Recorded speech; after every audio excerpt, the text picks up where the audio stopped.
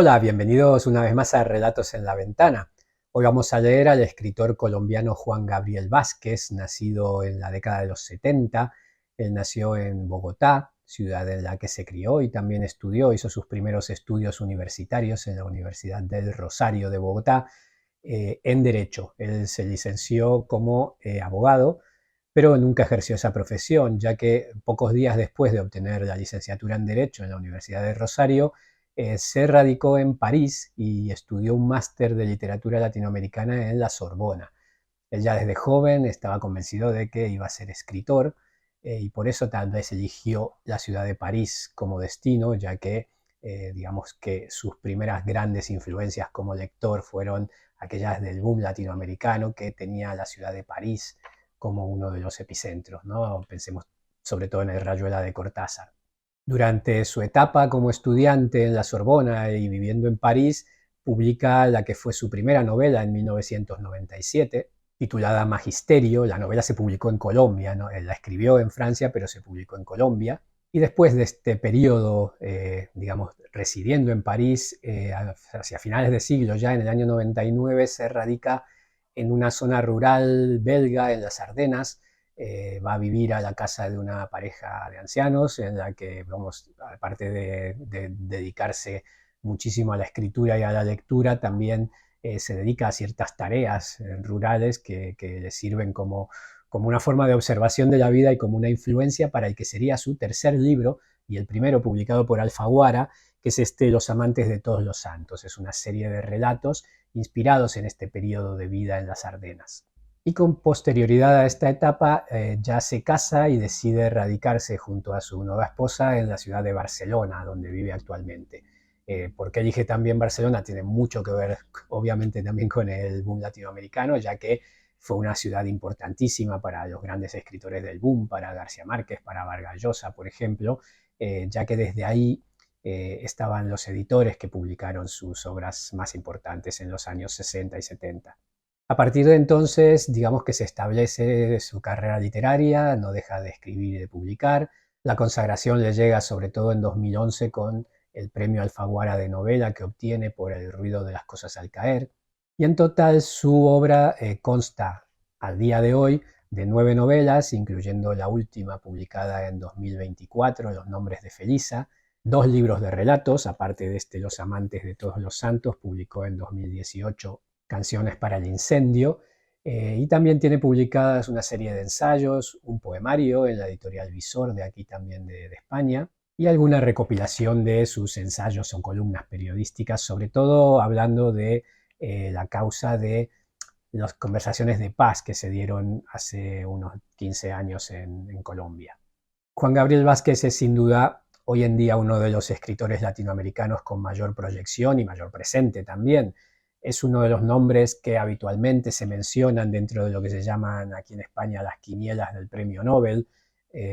Unas quinielas, creo que ya alguna vez en el canal he hecho alguna broma al respecto, que a mí me causan cierta gracia porque es verdad que cada año cuando se están por otorgar los premios Nobel de literatura, digamos que surgen en la prensa un montón de especulaciones de a quién se lo pueden dar, y surgen muchos nombres mencionados cuando realmente es un premio que para mí es bastante impredecible. O sea, la Academia Sueca de las Letras, que es quien la otorga, suele sorprendernos bastante y también hurgar en ciertas literaturas que tienen muy poca difusión, sobre todo en el mundo occidental, con lo cual es habitual que salgan nombres bastante poco conocidos a nivel mundial.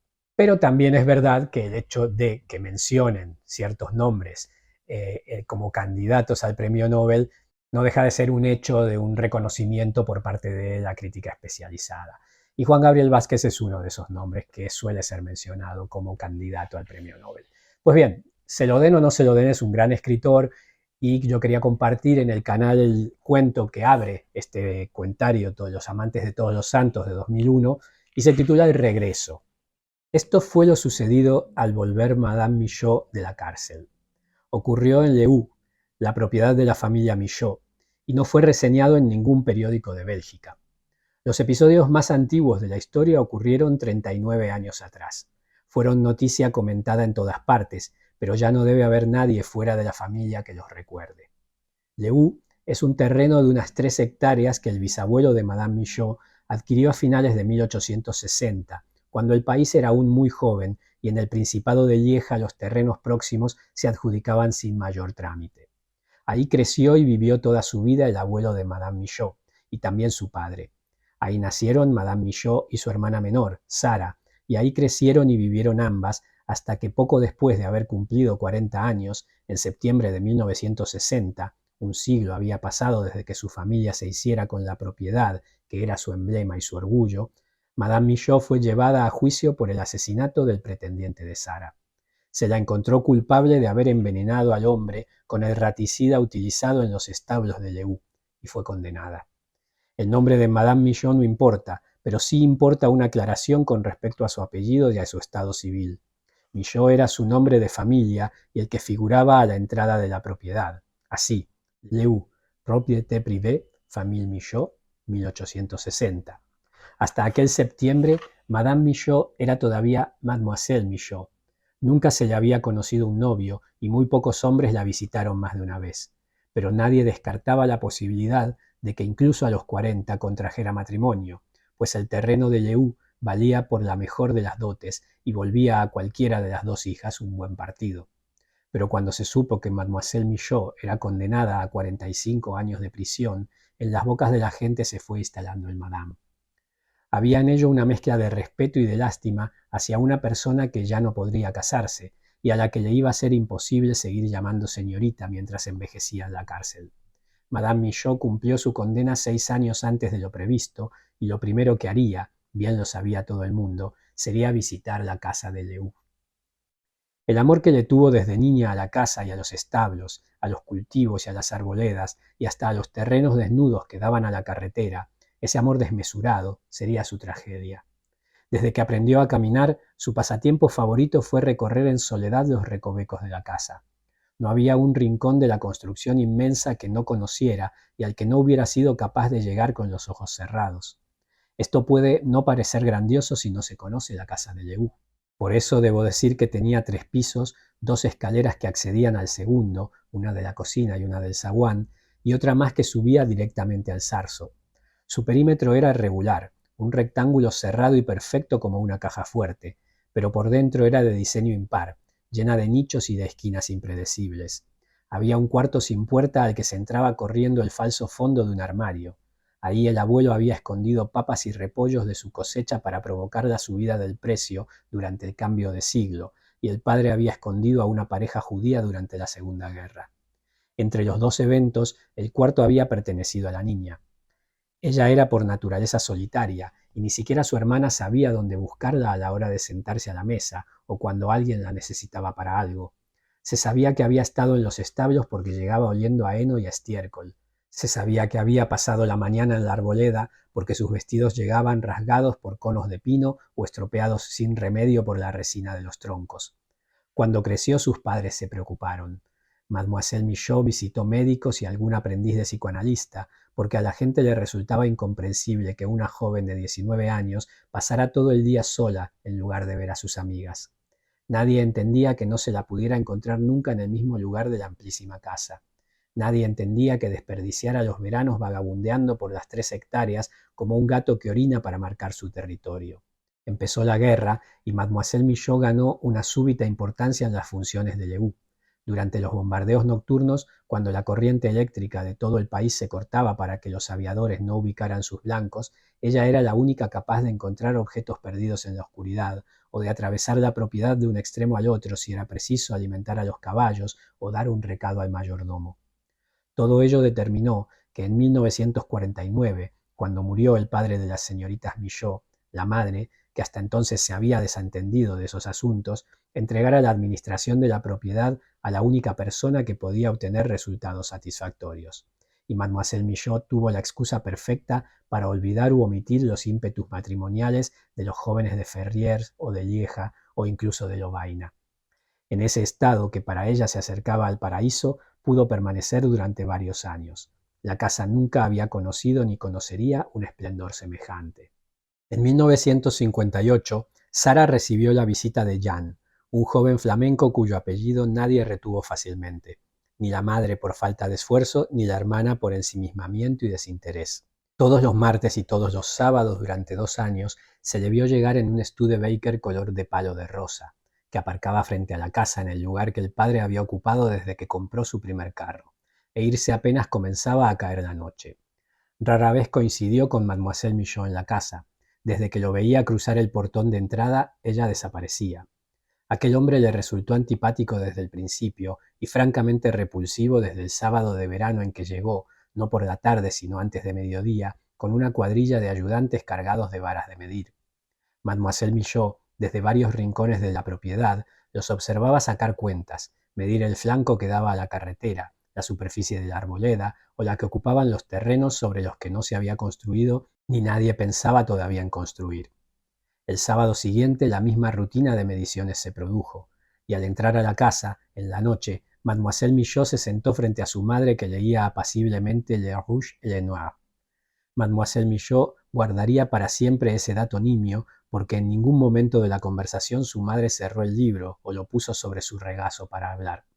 Con el libro abierto, el lomo de cuero fino hacia la hija inquieta, la madre explicó que Jan, y pronunció mediocremente el apellido, había pedido la mano de Sara. Ella no había encontrado razones para negársela y en cambio más de una para concedérsela. Estando su padre muerto, la decisión le incumbía a ella sin deliberaciones de ningún tipo. Se casarían apenas llegara la primavera del próximo año. La primera semana de abril les parecía a todos un excelente momento. Mademoiselle Michaud emprendió un lento estudio, del que quizás ella misma no se percataba y cuyo objeto era el futuro marido de Sara. Eso puede llamarse intuición, pero también desconfianza. La desconfianza de una mujer, porque ya en este tiempo Mademoiselle Michaud era una mujer, que nunca ha tratado con seres humanos, cuya amistad en definitiva se ha volcado siempre sobre los objetos de la casa, las vigas de un techo y las alfombras, la cal de las paredes y el cascajo del patio y la madera de un cobertizo. Las cosas y su organización en el espacio físico eran la compañía de Mademoiselle Michaud. Era lógico entonces que la presencia del pretendiente y de sus hombres medidores la perturbara. Persiguió y espió a la pareja. Su conocimiento del terreno en que se movía le permitió pasar desapercibida. Vio sin que le importara que cuando se encontraban solos en la sala de recibo, los novios no solo se besaban, sino que la mano de él se perdía debajo del suéter de ella y la de ella entre los pliegues de tuit de los pantalones de él. Vio a finales de agosto que el novio empezaba a venir más temprano, y Sara y él aprovechaban la siesta de la madre para esconderse en el cuarto detrás del armario, del cual algún tímido gemido se escapaba. Y a principios de septiembre vio que Jan usaba el teléfono del tercer piso para hacer una llamada de negocios. Habló del momento en que la mitad de todo esto le perteneciera. Habló de la necesidad de poner tanta tierra inútil a producir. Los detalles que mencionó funcionaron sobre Mademoiselle Michaud con la fuerza de una catapulta. Por esos días debía ir a la frontera, donde los precios eran más bajos, para hacer una compra importante de viruta. Algún mercader pudo ofrecerle el molinillo que buscaba. Regresó a casa después de la cena y ciegamente vació el contenido de su saquito, un polvo grueso y tosco, en el pus café del pretendiente. Jan no sobrevivió a esa noche. La madre, sabiamente, envió a Sara a casa de una de sus amigas, en Aix-la-Chapelle. El juicio se llevó a cabo con celeridad, pues el dolo era notorio y la evidencia no hubiera podido ser más pródiga. Un camión vino a buscar a Mademoiselle Michaud para llevarla a la cárcel de mujeres cerca de Charleroi. La madre no salió a despedirla.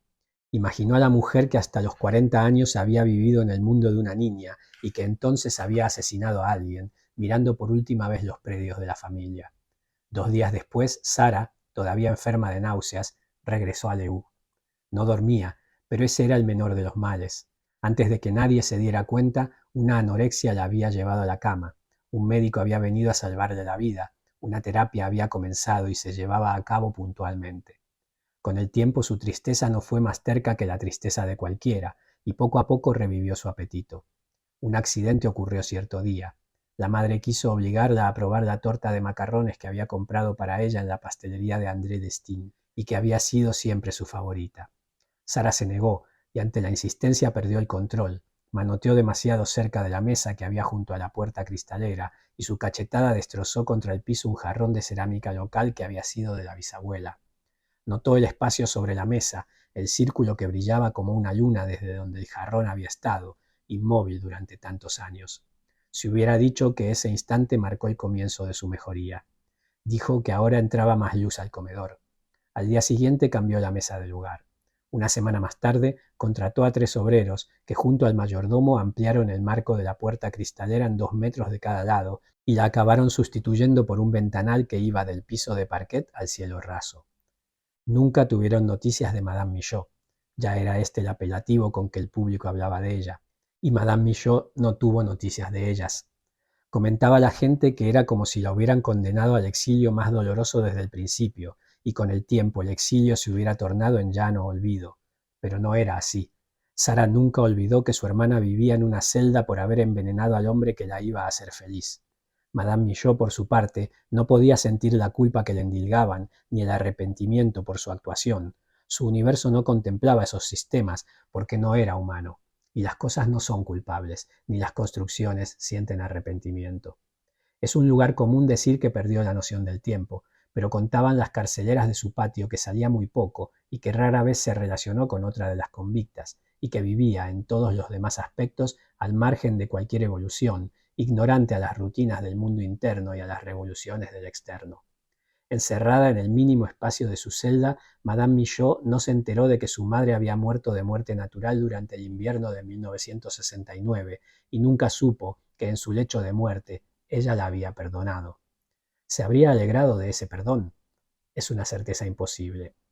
Su compañera, que muy pronto agotó los deseos de conversar con ella, cuenta que Madame Michaud, cuyo pelo encanecía, cuya piel transparente se iba secando como la coraza desprendida de un eucalipto, se pasaba los días enrollando y desenrollando un pliego de papel sobre el piso de la celda. Por un lado aparecía impreso un viejo calendario traído de Francia.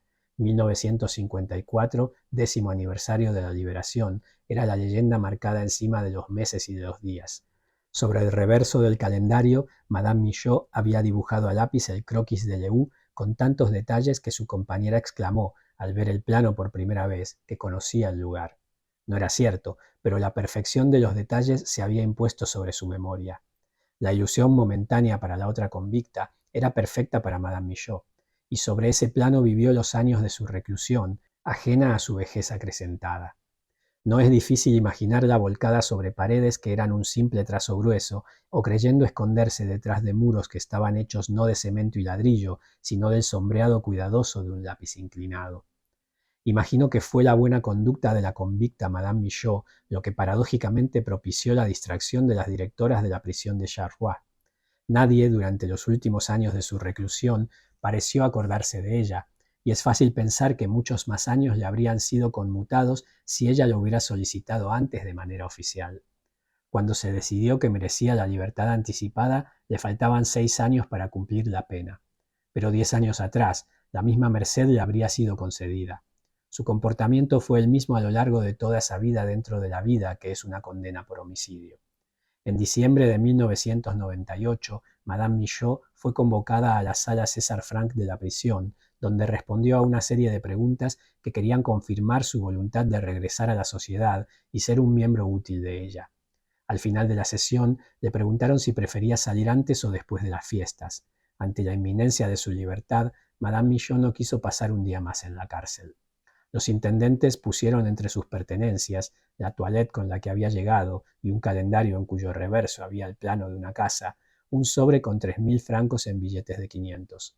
El 19 de diciembre, Madame Michaud pasó la noche en un motel de Charleroi. Nadie la había esperado frente a los muros de la prisión. Y antes de que amaneciera ya estaba lista para regresar a Leu. A sus 79 años, Madame Michaud había perdido el sueño y despertaba siempre con las primeras luces. No le tuvo que explicar al taxista dónde quedaba la propiedad de su familia. El taxi recorrió el sendero de entrada lentamente, pues había nevado y una capa de hielo volvía a la superficie resbalosa.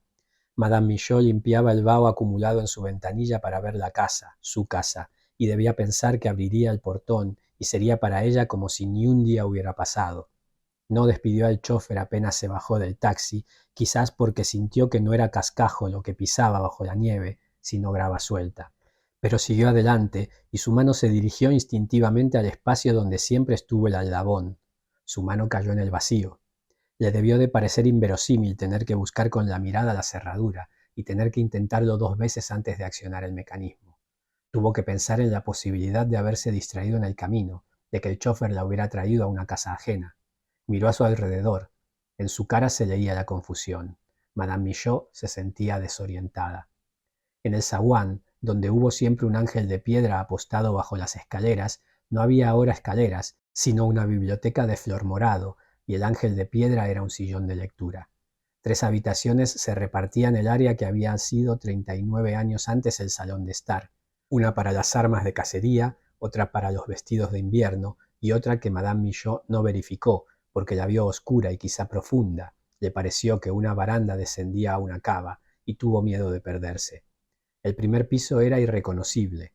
Consoló a Madame Michaud el hecho de no poder subir al segundo, ignoraba por dónde hubiera podido hacerlo, pues así se evitaba repetir los tanteos ciegos y la extrañeza, la dolorosa extrañeza.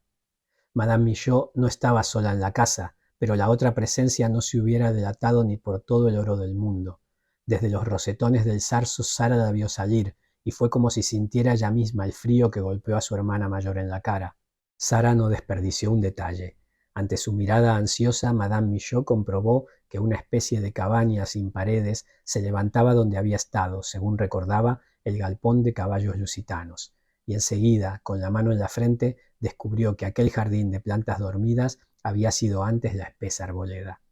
Agradeció que el taxi la esperara aún, porque no estaba segura de ser capaz de encontrar el camino de salida entre tantos senderos nuevos que conducían a tantas nuevas dependencias, a tantas construcciones recientes que Sara había proyectado y erigido con paciencia de artista a lo largo de 39 años, y que en muchos casos no estaban todavía ocupadas ni cumplían función alguna, porque su única justificación era reemplazar una memoria o un afecto en la mente de Madame Michaud para que ahora ella, en el puesto trasero del taxi, se preguntara a dónde podía ir, qué lugar quedaba para ella en el mundo.